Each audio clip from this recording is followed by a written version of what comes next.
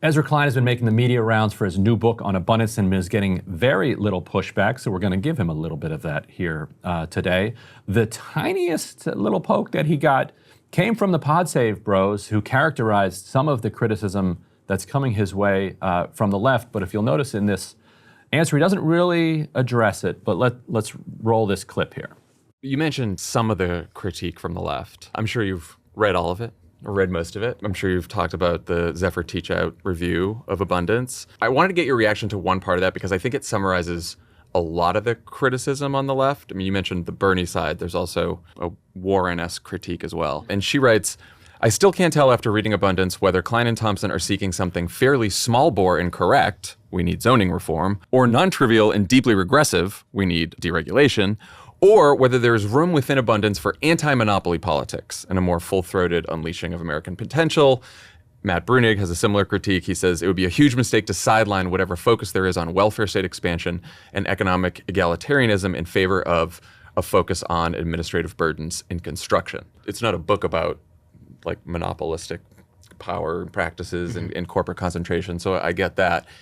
I guess to the question that Teach Out asks, is there room in Abundance for a critique of concentrated economic power and anti-monopoly politics and all that? I'm trying to think about the nicest way to say this.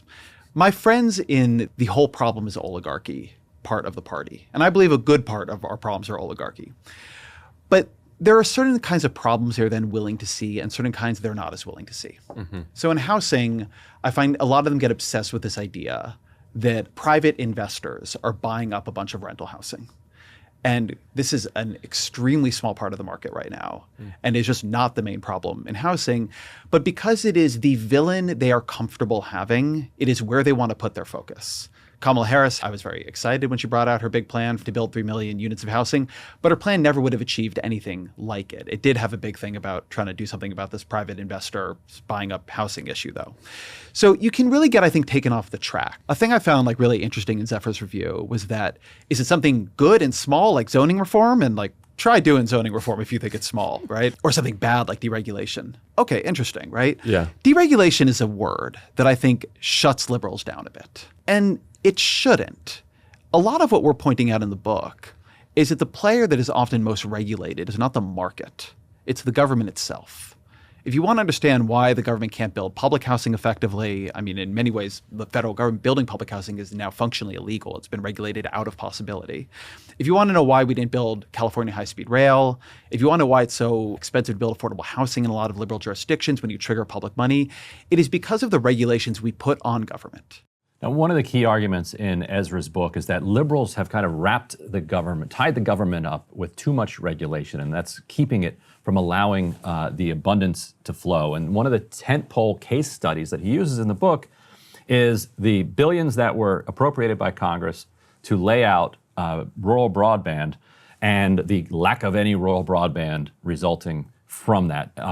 There was a viral Jon Stewart clip that where he kind of lays out this Byzantine and ridiculous process. When we come out of this clip, we're going to talk to the Biden administration official who was probably the most intimately involved in this project to get the other side of the story of what happened here. But first, let's roll some of this clip from the Jon Stewart interview. And if you haven't seen this, the whole thing's kind of funny and worth watching, even though there's a glaring hole in it. Go ahead. So for rural broadband, for instance, what you end up having is a 14-stage process. Like there's a period where the Commerce Department needs to draw up a map of which parts of the country don't have the right amount of broadband. And then there's a challenge period on the map and da-da-da-da and da-da-da-da. And 56 states and jurisdictions try to apply for this money. And again, this passes at the end of 2021. They have time. By the end of 2024, 3 have gotten to the end of the process.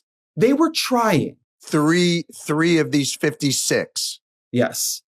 End of the process, meaning they've actioned it, they've built it, or they've gotten No, of course not. I didn't mean they built it, John. Sorry, I confused you. Oh, dear They just God. got to the point where, in theory, they could get the money to build it. They had been approved for the money. Yes. Yes, basically.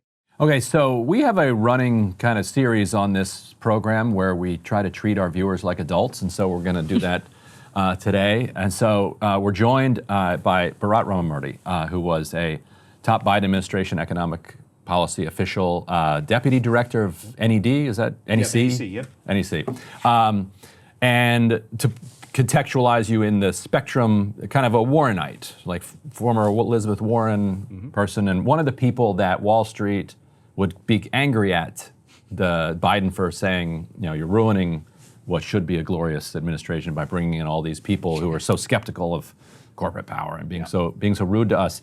And so Ezra goes on at length in that interview and in his book, laying out really what is an outrageous and absurd process. Like, people who want rural broadband would like Congress to appropriate money and would like broadband to be built so that they can plug their laptop in, work from home in a nice wooded area, or they can, or if you live there, you can stream.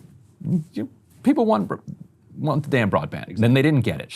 So what is being left out of this question? Why did they do something so dumb? Yeah. Well, I would say a couple of things. Number one, if you look at both the answer that Ezra gave on PodSave and his answer there, the clear implication is silly liberals, they designed this complicated 14-step process all by themselves because they're obsessed with making sure that every single group in the United States has an opportunity to weigh in, and they don't prioritize actually building things. As somebody who was directly involved in both negotiating this and then ultimately trying to implement it, a lot of those steps, almost all of them, came from Republicans. Now, remember, this came out of the bipartisan infrastructure law. Right.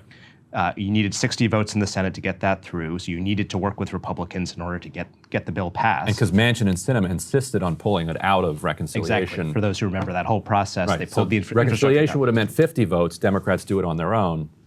Manchin and Sinema insist on pulling it out. Now you need Republicans. Exactly. Okay, go ahead. So we're stuck in the situation where we need to get at least 10 Republican votes, okay?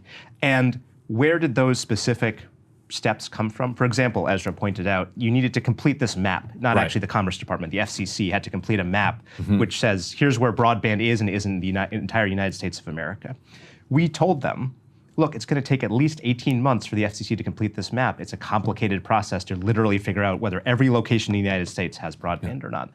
But Republicans insisted that map be completed before we even allocated a single dollar to a state to build this stuff. And the challenge process, he brought that up too. Who pushed for the challenge process? The big incumbent internet providers. Why did they push for that? Because the thing that they are most afraid of is the federal government spending money to build new broadband that would directly challenge and compete with the broadband that they're already offering in certain places. So they said, we got to make absolutely sure that not a dollar of federal money is spent to build infrastructure where we already provide some broadband service. And so we need a lengthy challenge process to make sure that we can say, this household, you say, doesn't have internet access. Actually, we provide it with internet access. So of course that takes a lot. Or we even plan to. Right. We have an expansion plan such that in the next year we will be providing service to it. So a lot of these steps came from the industry working through this set of negotiating Republicans to put these hurdles into place. And now, so the next question, not to anticipate what you're saying, but the next question is probably, why did we agree to do it if we thought this was such a silly process? Two reasons. Number one, we already had $10 billion through an earlier bill that we passed that was moving much more quickly because it was a Democratic-only bill operating through the Treasury Department that was providing internet service. And that bill has already provided connections to hundreds of thousands of households that really needed it. So we said we have this bridge, basically, a program that's providing internet in the short term. We can afford to do a longer term process. And if you look, we weren't out there saying, this is a shovels in the ground tomorrow type program. From the very beginning, we said, this is about connecting households by 2030 and doing it in a thoughtful, step-by-step way. If it were up to me, we would have done it faster. But the point is, number one, Republicans were the ones who put those barriers into place. And number two, this isn't an example of government waste. It's not like we've spent $40 billion and nothing has happened. The money's just sitting there in the Treasury waiting to be deployed until we have completed these steps. So, go ahead. Yeah, Emily, jump. Oh, right. I was going to jump in because I could maybe channel Ezra and Derek Thompson here. And say, they look at the red states versus the blue states. The book focuses on, what's the difference between California and Texas? And my question based on that would just be, to what extent did Democrats or did the, left's push for more regulation, which I think is being defended by some people as abundance comes out for totally reasonable justifications, meaning, okay, so which regulations do you want to get rid of in this process? You want to get rid of some of these good regulations? So what, from your perspective, did the left, what culpability does the left have in the broadband case, more specifically, for extending the process, if anything? Or was it really, many such cases of industry getting these carve-outs that make us wildly less inefficient on a bipartisan basis. But what did the left do that may have extended the process here? I would say that in terms of that 14-step process that Ezra highlighted, those steps came from Republicans. And the reason I feel confident saying that is because the Democrats went into those negotiations with a bill that was broadly supported in the Democratic caucus by Senator Klobuchar and Representative Clyburn. That was a much faster acting bill and didn't have any of these 14 steps included in it. And those steps came in their negotiations with Republicans. I will admit there were things that we in the Biden administration and the left more generally were pushing for in that process. And let me give you a couple examples. Number one, we wanted to make sure that if we were going to build this broadband, that it was actually going to deliver affordable service to middle-class families at the end of it. So we put in a regulatory requirement that when states applied for this money, they had to show how this process was going to produce broadband that was affordable to middle-class people. Why did we do that?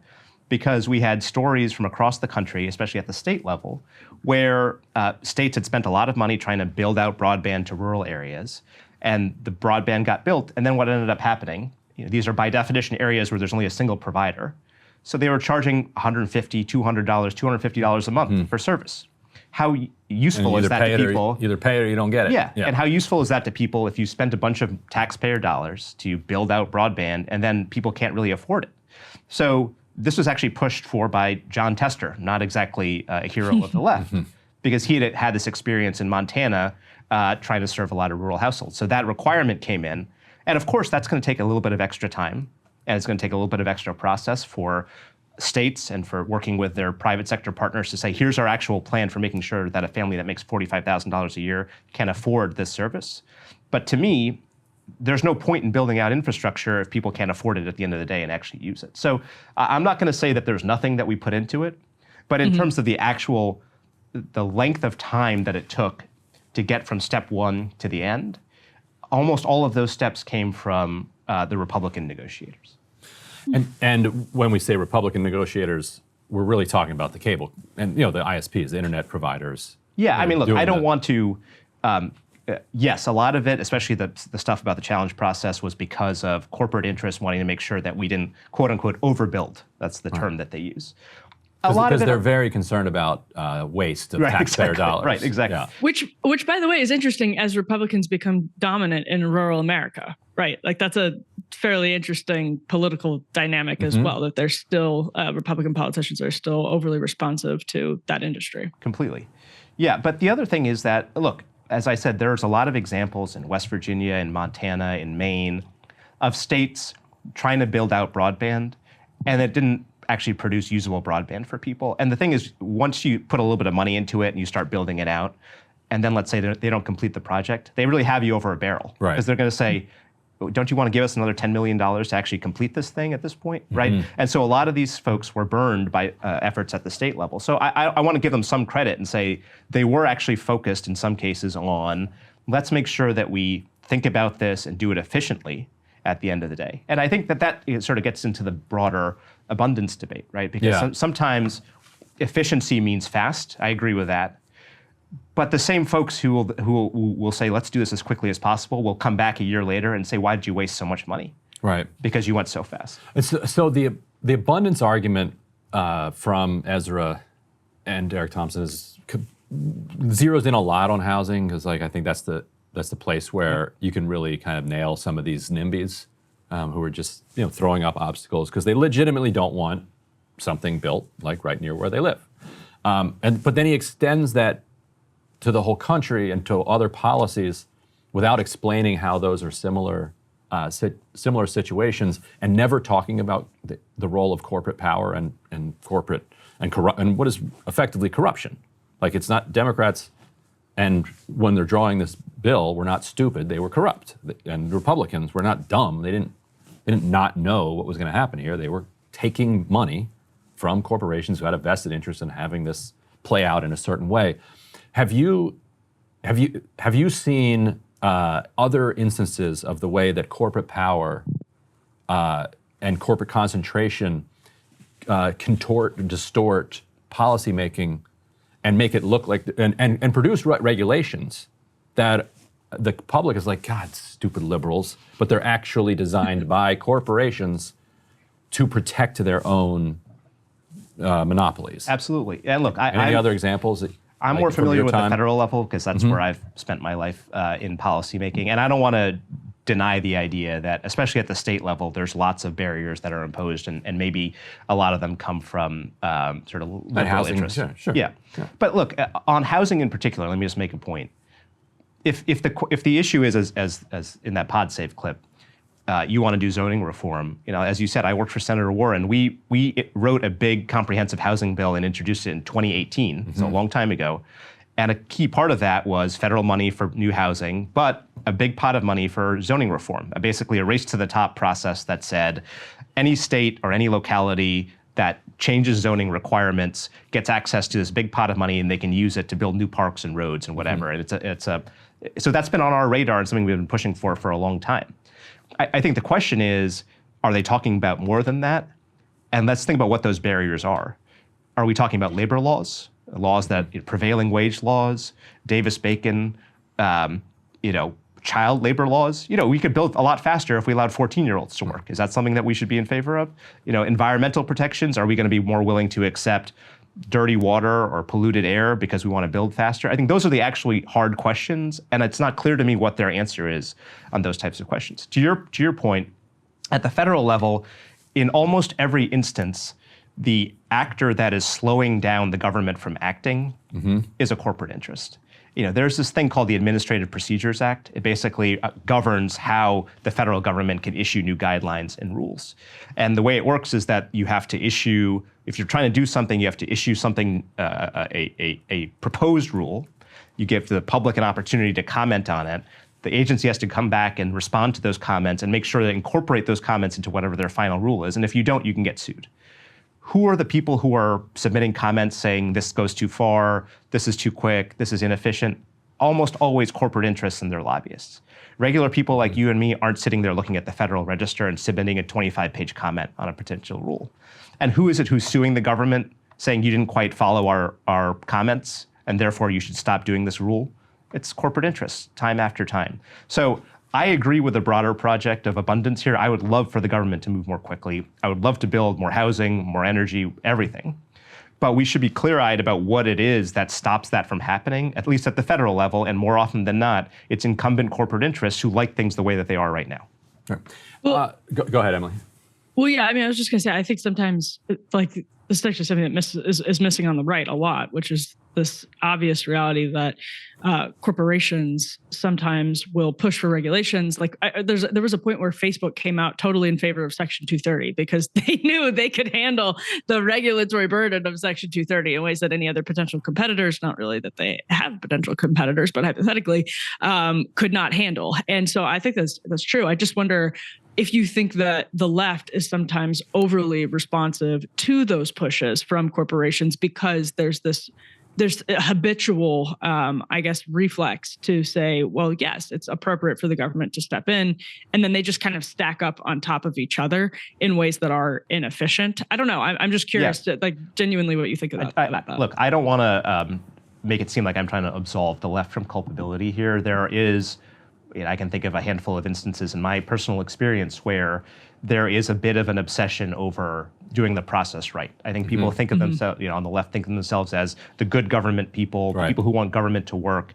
And they sometimes conflate that with the idea that that means that we should take into account every single piece of feedback that we get and make sure that we're accounting for every single possible argument that anybody could have with something and then trying to come up with something. And that is a deterrent to speed and in many cases, efficiency. Look, I'm from the side of the party that wants the government to do more stuff. And so I think that it's really important that we show that government can move quickly, can move efficiently, and I agree with all of those end goals. That I think the diagnosis of what is stopping us from doing that is lacking a little bit in the abundance books, because they're putting it all on sort of liberal interest groups. Right. And again, at the federal level, that has not been my experience. It has been, in many cases, both the right and the left being very attentive to corporate interests and to incumbent large corporations in particular and what they're pushing for. It's kind of a separate but related question. Isn't this all mooted by Starlink? Like, can't they just do, like, it feels like that product is getting quite good. And it's like, you know what, maybe actually give up on the whole laying broadband everywhere. Or am I wrong about it? Like, I'm not a... I think that, we did an extensive amount of analysis about the right way of serving these households. And if you look at both a technical analysis and sort of a basic cost-benefit analysis, trying to lay fiber optic cable to as many of these households as possible is the right way to go. It saves money in the long term. It's basically a future-proof product. You do it now. You don't have to come back in 5 or 10 or 15 years and dig it up and do it all over again. Whatever developments happen in the world of delivering internet to people, having fiber optic cable going to these houses can do that, right?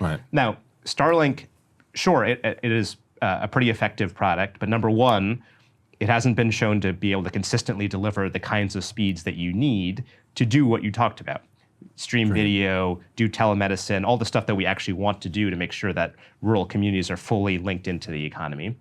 Second of all, I don't know about you, but I would have real concerns about putting internet access for 10, 15, 20 million households completely in the hands of one guy who's already shown that he's willing to take the network on and offline depending on his own personal whims. And so I think that that's a concern too. And also, there's a limit to how much junk you can have flying up there. Completely. There's that too. There is. So fascinating conversation. I guess last question here. In responding to some of the pushback that they've been getting, they've said, all right, we're going to come out with a little bit more substantive analysis that takes into account some of these critiques of corporate power, which is like, okay, maybe that could have been in the book, but all right, we'll take it. We'll take it now. One of the things they said, well, okay, the vibes from the administration were such that they weren't really pushing that hard. And they were throwing up obstacles that they weren't necessarily required to throw up by the statute. Yep. I'm sure you saw that argument. Well, as somebody who watched it happen, like, is that true? Like, why didn't you guys push harder despite the law that was in place? Yeah, I mean, look, I'm trying not to take offense at that as somebody who, after the statute was passed in the broadband case with all these steps, we would have regular meetings with the FCC and the Commerce Department and others. And the entire purpose of those meetings was, how do we speed this up? Okay, so FCC, you're saying you need 18 months to finish this map. Can you do it in 12 months if we, for example, go out there and encourage all of the states and all of the big internet providers to they had to submit data about where they have coverage. They had 90 days to do it. Let's push them, if they can, voluntarily to do it in 30 days so you can start reviewing this stuff more quickly. We did that. And we got the incumbent ISPs to actually submit data more quickly than they otherwise would. So, and we did cut that timeline down. So, look, I think there is, I'm not going to defend every step of this process. We were stuck with a statute that was less efficient than it could have been. But the idea that the administration didn't care about moving quickly, I think is false. And I think that from Secretary Raimondo on to the chair of the FCC on down, there was a real commitment to trying to get this done as quickly as possible. Hey, if you liked that video, don't forget to hit the like button and subscribe to Breaking Points. If you want to see the rest of Counterpoints, go to breakingpoints.com to become a premium member and get the full uncut show every morning in your inbox and on Spotify.